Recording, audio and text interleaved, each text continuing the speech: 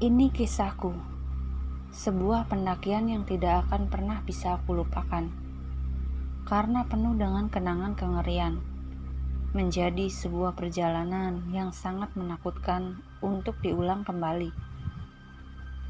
Sahabatku dan yang lainnya memanggilku Ali, pendaki muda dengan ambisi besar untuk memulai mencari jati diri.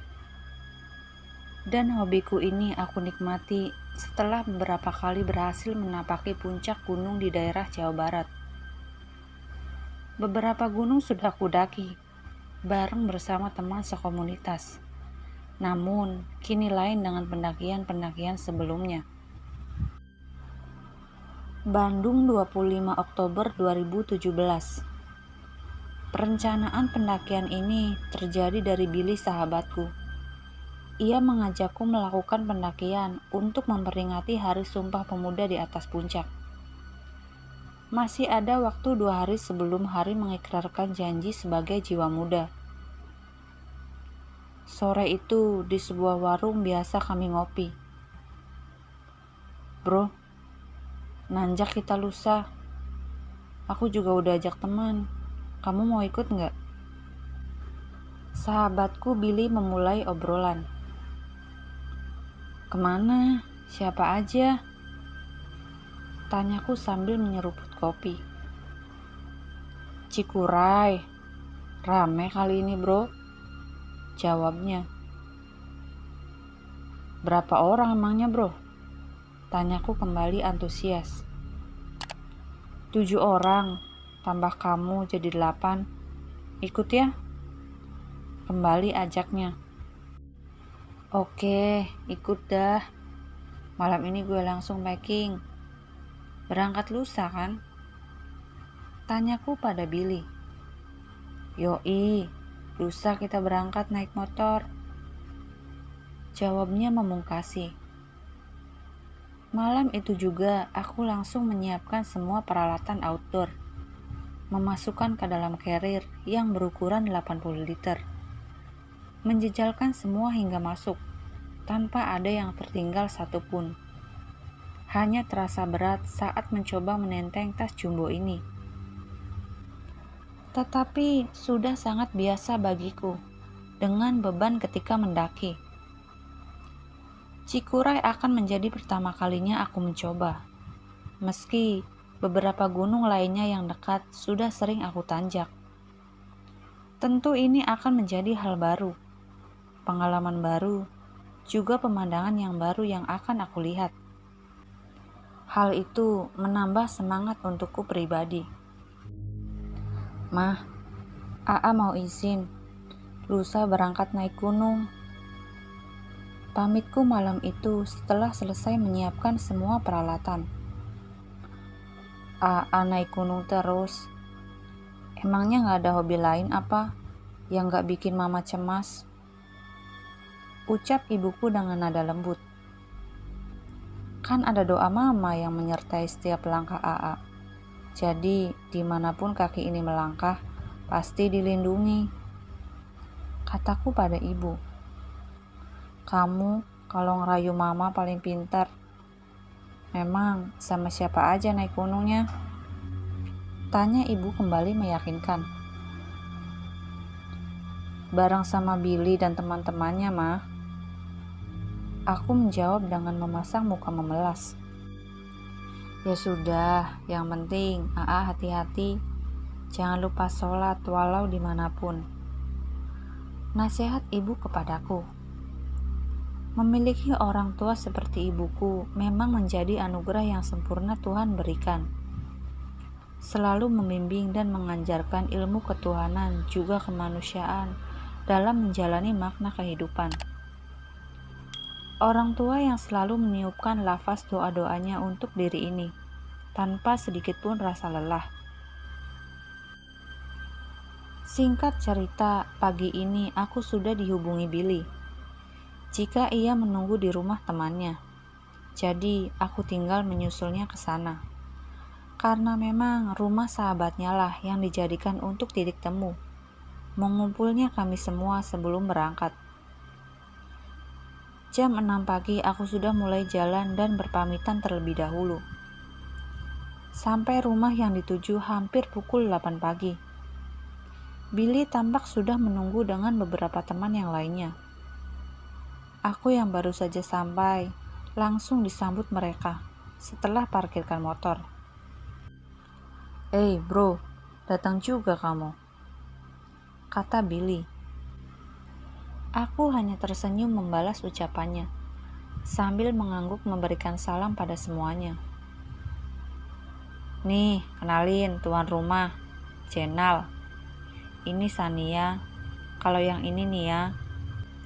Ini Aldo dan ini Yuli," kembali ucapan Billy. "Halo semua, saya Ali," ucapku menjabat tangan mereka semua. Lalu kembali mereka duduk dan mengobrol dengan aku yang ikut serta sambil menunggu 2 orang lagi yang belum datang. Ya, biasa jam Indonesia. Terlambat dikit masih dikategorikan wajar pastinya. Sampai jam 9 lewat baru terlihat satu motor datang dengan 2 orang berboncengan. Ternyata mereka berdua Randy dan Bayu. Kami sudah lama kenal dalam satu komunitas. Juga beberapa kali melakukan pendakian bareng. Selain itu, mereka berdua juga memang memiliki kelebihan dalam bidang spiritual.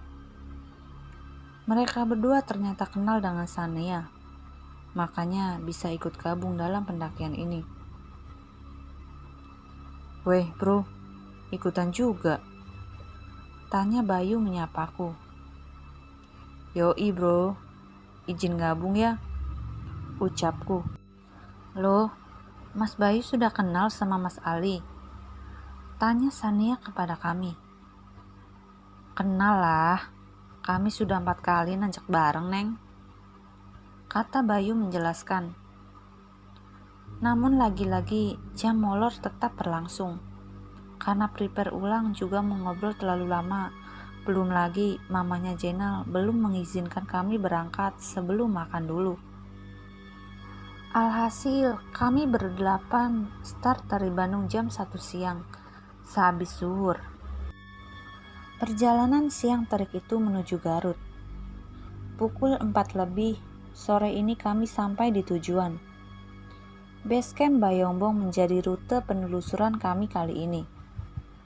Billy langsung mendaftarkan Simaksi sore itu juga, mendaftarkan kami semua.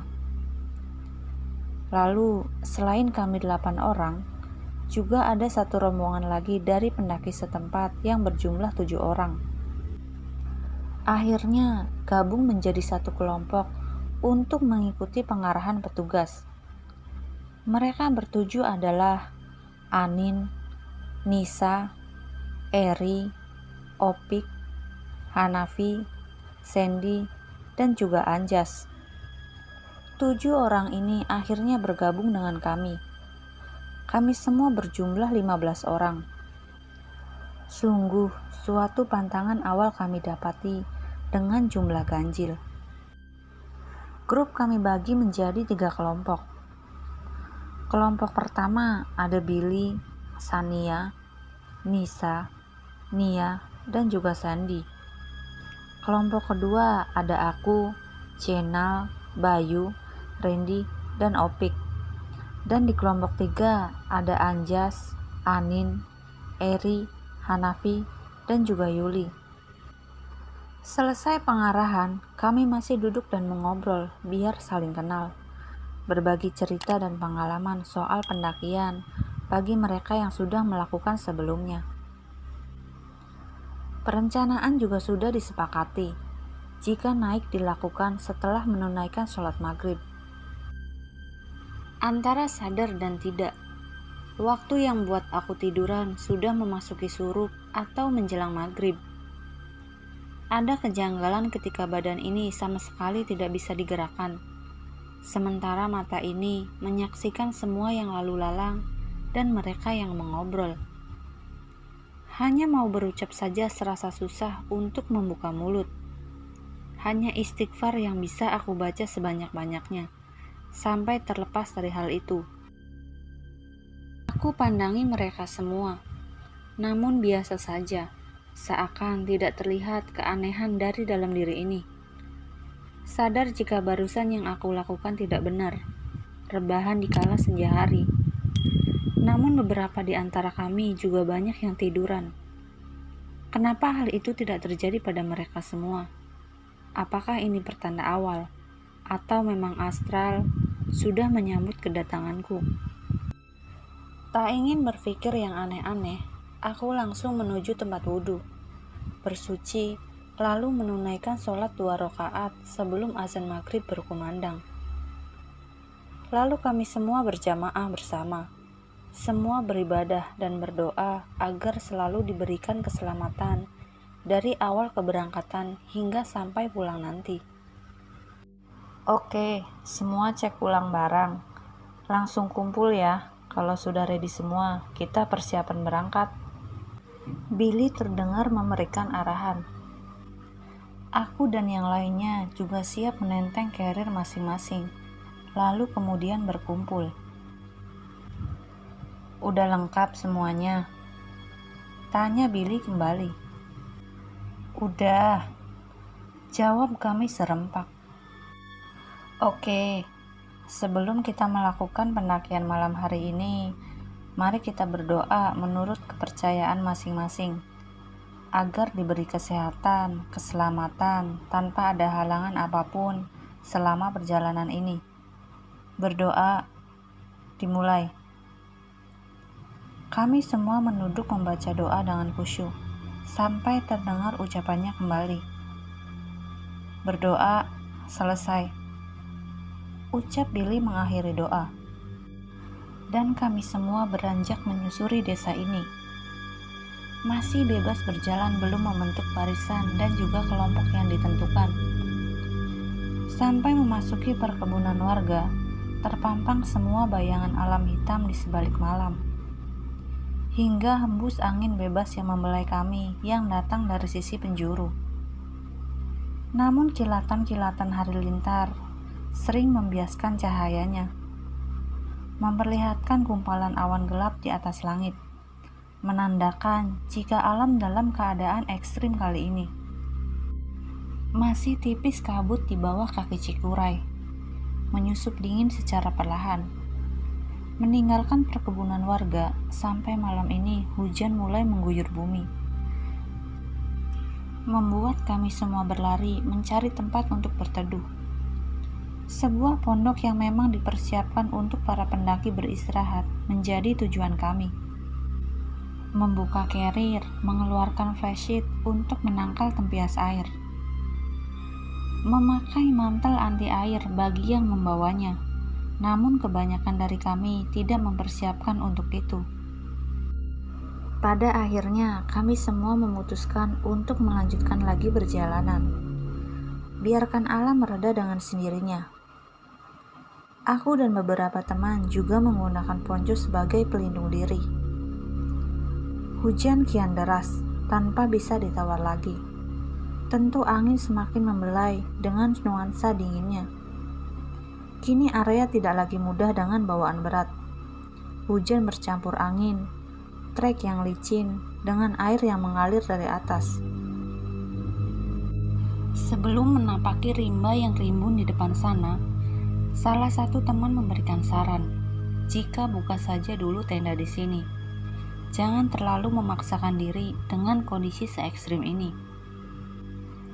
Jangan ada yang berpisah, tetap merapat, jangan saling menjauh. Teriak Billy memberikan arahan. Setelah susah payah mendirikan tenda dengan guyuran hujan, akhirnya tempat berlindung itu tegak berdiri dan diisi oleh para cewek-cewek. Kami para cowok tetap di luar dengan membentangkan flashlight. Bro, lo ngerasain sesuatu nggak? Tanya Sandy yang duduk di sebelahku. Apaan? Udah, jangan mikir yang aneh-aneh, Kang. Jawabku menjelaskan. Aku ngerasa kayak ada orang yang sedang memandang ke arah kita dari belakang. Imbuh Sandy padaku. Udah deh, jangan ngomongin yang enggak-enggak. Berdoa aja. Kembali aku menjawab. Baru saja mulut ini tertutup, mulai kabut turun secara cepat, diikuti dengan meredanya hujan.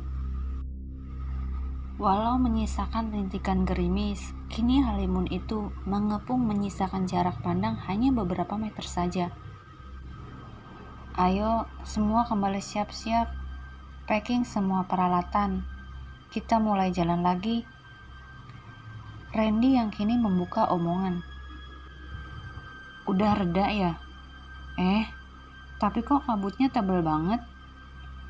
Tanya Nisa yang baru saja keluar dari dalam tenda. Iya, tiba-tiba kabut. Sahut Nisa yang tidak kalah heran. Mendengar ini, kami hanya terus kembali memaking peralatan. Lalu kembali berjalan dengan kelompok masing-masing yang sudah ditentukan. Kami masih menapaki area perkebunan luas ini. Kami semua sudah tidak bisa jalan sejajar seperti awal tadi. Harus berbaris memanjang. Satu orang diikuti oleh orang lainnya. Rombonganku dapat bagian barisan kedua, di tengah-tengah antara kedua kelompok lainnya. Walau tetap saling menjaga jarak stabil tanpa ada renggang dengan rombongan di depan. Rombongan di depan tiba-tiba saling berkerumun karena salah satu teman ada yang kesakitan. Merasakan jika pundaknya terasa panas juga sangat pegal seperti kram. Lalu Sania membantu Nisa yang kesakitan itu dengan mengoleskan balsem pereda nyeri sampai merasa ia sudah nyaman. Saat mau mengangkat karirnya, kembali sakit itu Nisa rasakan lagi. Aduh, sumpah sakit banget ini, katanya dengan meringis. Sebentar, aku pijat dulu. Mana yang kerasa sakit, Nis? Tanya Nia. Di sini nih, bagian pundak kiriku. Jawabnya dengan menahan kesakitan. Melihat itu, Opik yang dari grup rombonganku menawarkan diri untuk membawakan carrier milik Nisa. Kebetulan ia hanya membawa tas kecil saja, jadi bisa membantu. Sekitar 30 menit perjalanan ini tertunda karena hal yang dialami teman kami ini. Baru melanjutkan langkah 15 menit, kembali teriakan Nisa memekik. Kini ia sampai terduduk memegangi pundak kirinya yang semakin berat dan panas. Kami semua segera menyusul untuk mencari tahu apa yang sebenarnya terjadi. Dia berjalan tanpa beban tas gunung, tetapi malah kini semakin parah. Melihat itu, Bayu langsung menghampiri dan meletakkan tas carrier-nya. Lalu jongkok di hadapan Nisa dengan kami semua yang menyaksikan itu. Setelah beberapa saat ia tertunduk, lalu meniup telapak tangannya, kemudian disapukan ke arah pundak gadis itu. Seperti membuang sesuatu dari sana. Aduh, teriak Nisa yang kesakitan. Nis, kamu gak apa-apa? Sania lalu menghampirinya. Gak apa-apa, tiba-tiba terasa ringan lagi. Panasnya juga sudah hilang. Jawab Nisa dengan lega. Kami semua hanya mengamati ke arah Bayu yang sudah menenteng kembali tas besarnya. Ia sama sekali tanpa mengeluarkan kata apapun. Hanya tersenyum ke arah di mana ia seakan membuang sesuatu dari pundak Nisa. Matanya hanya sedikit melirik. Disusul dengan Randy yang lalu menyiramkan ke area itu dengan air mineral. Ayo, jalan lagi, ajak Randy. Makasih ya mas, kata Nisa terucap. Iya, sama-sama Neng, jawab Bayu yang sedari tadi hanya diam. Perjalanan kami lanjutkan kembali, di mana di depan sana sudah menjadi batas antara perkebunan dengan hutan rimba. Pintu masuk yang sebenarnya menanjaki Gunung Cigurai ini. Apa yang terpampang di sana hanyalah kabut yang semakin tebal. Udara juga terasa semakin dingin menusuk. Hujan mengguyur lagi, di mana nafas kaki ini melangkah ke dalam rimba. Pos pemantauan sudah jauh di bawah sana. Kini, semakin kami semua masuk ke dalam kelam dengan rasa yang semakin aneh menyusuri tanah menanjak ini. Semua terasa angker dengan lebatnya guyuran hujan yang bercampur dengan petir semakin menambah rasa mencekam. Makin deras ini, oi! Teriak Billy dari depan. Pakai pelindung yang kalian semua punya, terus bergerak biar nggak kedinginan. Jawab Jenal di depanku. Seharusnya jika hujan selebat ini, kabut akan menghilang secara alami. Tetapi anehnya kali ini, justru kabut semakin tebal. Kami yang terus berjalan menapaki medan yang sangat berat juga licin ini, mengandalkan cahaya headlamp seakan terus menembus ke dalam langkah yang semakin terasa aneh. Aku kini juga merasa sangat kelelahan. Dengan kaki yang sudah letih, basah, membuat berkali-kali rasa ngilu terasa di persendian. Sampai benar sudah berkali-kali jatuh tersungkur, baru aku memberanikan diri untuk meminta istirahat sejenak. Kondisi sudah basah kuyup, dengan hujan yang terus-menerus tanpa berhenti.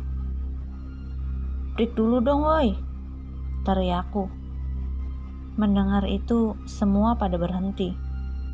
Namun, rombongan yang dipimpin Billy memilih lanjut untuk menanjak, karena menurutnya pos 2 sebentar lagi sampai. Kami hanya beristirahat masih sambil berdiri untuk menarik nafas sejenak, sambil meredamkan nyeri di kaki ini. "Ren." Bayu memanggil Randy. "Apaan?" tanyanya. "Rombongan belakang kemana ya? Kok nggak ngasih tahu kalau mereka berhenti?" tanya Bayu pada Randy. "Nggak tahu, mungkin mereka lagi istirahat," jawab Randy. Kami tidak menyadari jika rombongan yang dipimpin oleh Anjas itu sudah tak terlihat bersamaan, dan kelima orang yang di depan pun sudah tak terdengar lagi suara mereka, apalagi bayangannya di balik kabut malam seperti ini. Ini menjadi awal di mana keganjilan mulai terjadi mengganggu kami semua. Jadi, kita mau gerak atau nunggu yang lain nih? Aku mulai bertanya dengan kedinginan. "Lanjut aja deh, jangan terlalu lama berhenti. Bisa kena hipo," ujar Bayu. "Ayolah jalan," kata Jenal yang juga sama kedinginan. "Yuk lanjut yuk." Opik juga mengajak untuk segera bergerak. Kondisi menyusuri tanjakan ombing ini tidak mudah. Sangat menguras tenaga, karena memang jalur yang sangat menanjak tidak wajar. Sampai berkali-kali kami bergantian meneriakkan kata istirahat. Dan sampai hujan akhirnya mereda, di mana tebing dengan tanah berbatu terlihat menghalang. Akar pohon raksasa bagai ular besar yang meliuk tertutup lumut hijau. Rombongan kami berlima sama sekali belum mengenal medan area pendakian ini. Yang sudah pernah kesini sebagian dari kelompok Billy dan kelompok Anjas. Kami berlima buta arah, hanya mengikuti jalur yang sudah ada terlihat oleh mata kami. Entah di sebalik tebing ini sudah area nyaman atau belum. Yang jelas aku sangat ingin melewatinya. Lalu kembali istirahat di atas sana. Seperti sebuah dorongan untuk segera menanjak secepat mungkin. "Ali, santai. Gak usah buru-buru jalannya. Licin," teriak Randy dari bawah. "Ayo, tenang aja. Aman," teriakku menyaut. Sesampainya di atas, aku langsung merebahkan badan sambil menunggu mereka yang masih berusaha mencari tempat di mana aku sudah terlentang, menatap langit yang sangat gelap. Lalu, kemudian seperti ada langkah dari sebelah kiri jalur. Beberapa kali patahan ranting terdengar. Mencoba meyakinkan itu, aku bangkit, lalu mengarahkan cahaya ke sumber munculnya suara itu. Beberapa langkah aku maju, terus menyisir area sekitar. Hingga betapa terkejutnya aku dengan sosok wanita berwajah pucat yang tengah berdiri di antara pepohonan. Astagfirullah, Kunti, ucapku dalam hati. Tidak beberapa lama temanku memanggil setelah tiba di sini. "Ngapain Kang Ali?" tanya Jenal. Nggak apa-apa, cuma lihat-lihat aja," jawabku. Lalu kembali menoleh ke arah sosok demi tadi, namun sudah menghilang tak terlihat. Hanya menyisakan merinding di tengkuk ini semakin tebal terasa. Mengusap belakang leher sambil beristighfar dalam hati untuk meredakan rasa yang tengah aku alami. Lalu kembali berbalik arah ke teman-teman yang sudah terduduk beristirahat. Bau wangi bunga juga mulai tercium di sekitaran sini. Astral mulai berinteraksi tak jauh dengan kami berlima. Aku dan juga yang lainnya mengganti pakaian dengan yang kering agar tidak sakit atau kedinginan. Baru melepaskan kaos basah ini, sosok wanita itu kini tengah berdiri tepat di belakang Opik temanku. Penampakan yang terlihat kini mulai usil mengganggu. Terkadang muncul sosok wanita itu lalu tiba-tiba menghilang lagi. Bau wangi bunga juga tercium. Ini juga terasa di penciuman teman-teman lainnya, walau tak begitu menyengat aroma itu. Kegusaran kami terjadi lagi, karena kilatan-kilatan di langit selalu terlihat, walau gemuruh petir jauh terdengar. Setiap cahaya menyibak malam dari kilatan itu, semakin terlihat jelas sosok yang tengah dekat berdiri di antara kami beristirahat. Hingga pepohonan ramai terdengar gesekan ranting yang dipenuhi bayangan hitam, yang jumlahnya begitu banyak. Terlihat seperti kerumunan monyet besar, berekor, namun samar terlihat. Hanya mata yang menyala berwarna merah dari sosok-sosok itu. Kami tersadar jika tengah dikepung. Sebelum terjadi hal-hal yang tidak diinginkan, kami memutuskan untuk segera meninggalkan area ini. Ayo gerak semua, ajakku kepada yang lain. "Ayo, buruan lah, gak beres ini," ujar Jenal menyaut. "Bergeraknya pelan-pelan, jangan terlihat mengusik mereka," Bayu memberi arahan. Akhirnya kami hanya berlalu perlahan meninggalkan semua itu, sambil berdoa dengan penuh kecemasan, karena tidak mustahil jika bayangan yang sebanyak itu bukan hewan, seperti apa yang tengah kami semua pikirkan. Menyikapi hal itu, aku hanya diam dan mengikuti yang lain melangkah untuk menanjak. Malam semakin menuju larut. Jalan trek yang berlumpur semakin berat kaki ini melangkah. Sementara rombongan di depan sudah jauh meninggalkan kami. Rombongan belakang juga tanpa terlihat menyusul. Hanya kami berlima dengan lelah terus berusaha mengejar 5 orang yang ada di depan. Perasaan jaraknya gak seberapa jauh. Cepet banget mereka nanjak, kata Opik dengan heran. "Udah, gak usah dipikirin. Yang penting kita gerak terus," jawabku yang berada di belakang Opik. Hal yang tidak selumrahnya terjadi tanpa henti semenjak dari terpisahnya kami dengan yang lain. Penampakan demi penampakan, bau wangi, juga badan yang semakin berat terasa. Semua tanpa kewajaran aku rasakan. Hanya deru nafas kami yang bersautan menggema di kesunyian malam ini. Berjam-jam lamanya kami berlima berjalan menyusuri jalur tanpa henti. Di sepanjang ini juga kami terus diikuti oleh hal aneh. Semua serasa mencekam. Semakin menanjak ke atas, pandangan juga semakin terbatas karena ketebalan kabut. Semua ini ganjil, gak selayaknya alam nyata, ucapku dalam hati. Mata ini juga sering melihat bayangan yang terus bergerak mengikuti dari kedua sisi kanan dan kiri. Seakan astral terus menggiring semakin masuk ke area kelam, tanpa arah yang dapat aku pastikan. Semua hanya sunyi, tanpa terdengar riakan atau jeritan para pendaki lain yang memanggil. Sampai Bayu yang barisan paling depan mengajak kami semua berhenti. Sebentar, ada yang gak beres ini, ucapnya sambil menelisik kanan dan juga kiri. Kenapa, Mas? Tanya Jenel yang berdiri tepat di belakangnya.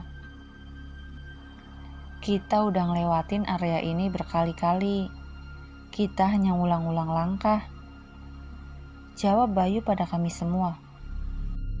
Iya nih, aku juga ngitungin. Lebih dari 4 kali kita lewat pohon ini, imbuh Randy dengan menunjuk ke sebuah pohon. Iya juga ya, terhalang kabut semua, jadi kelihatan samar, jawabku kepada yang lain. Bayu lalu memberi tanda dengan sebuah tali pada salah satu pohon, lalu kembali mengajak kami semua untuk berjalan. Dengan nafas yang sudah sesak di dada ini, tetap harus mengikuti arahan yang terdepan, dan sebisa mungkin menjaga jarak agar tetap dekat.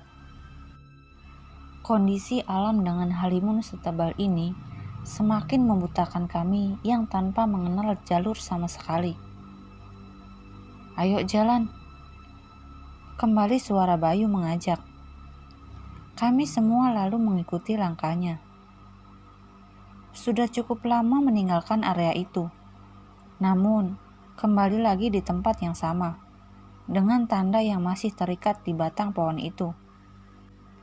Kami yang menyadari jika hanya berputar-putar saja, cukup merasa gusar juga cemas. Kembali terdengar suara dari Bayu. Semuanya berdoa, lanjutkan kembali berjalan dengan bersolawat. Perintah Bayu pada kami.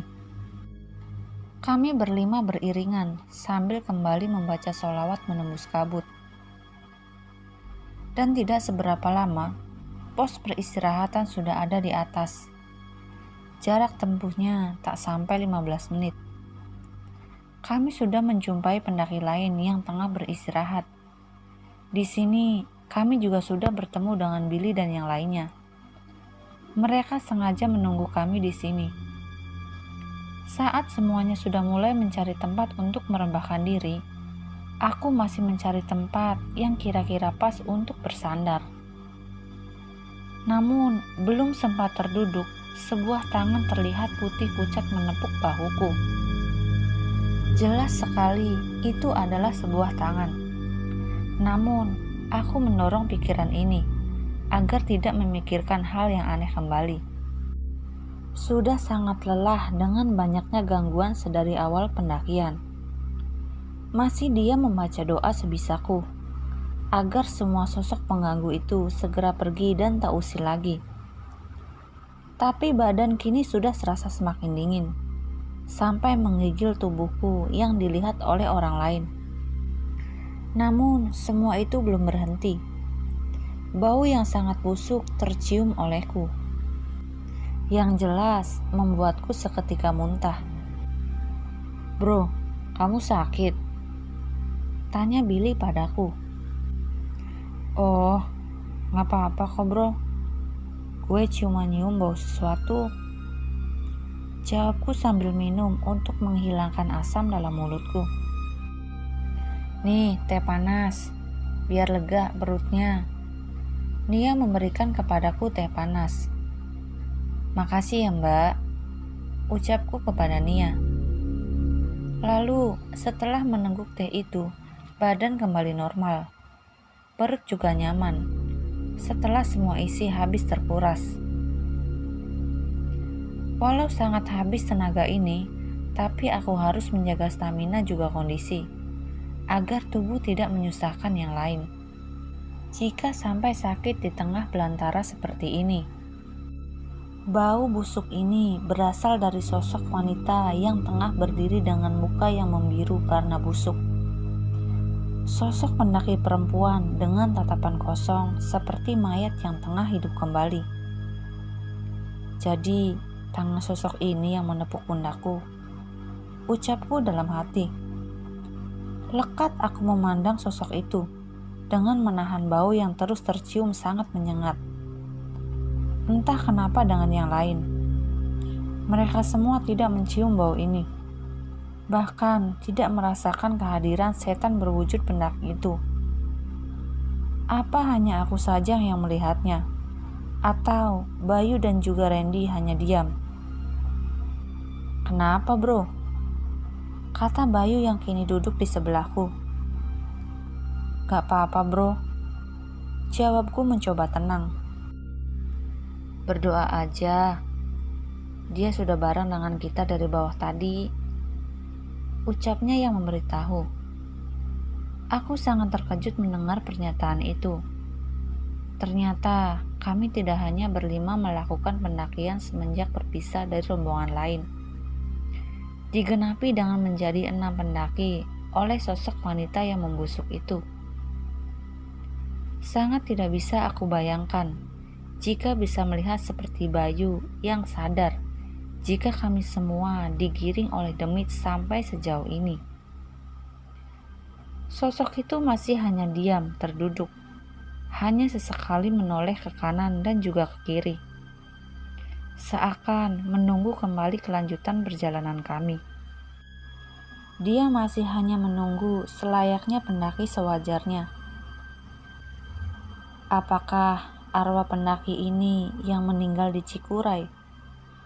Atau hanya sebatas penglihatan mata ini? Hanya lafaz istighfar yang terus aku ucapkan tanpa henti. Sampai terdengar Sania memanggil untuk bergabung makan dengan yang lain. Malam itu, seusai makan bersama di pos 2, kita bersepuluh kembali melanjutkan perjalanan yang sempat tertunda. Dihiasi dengan gerimis yang mulai turun kembali.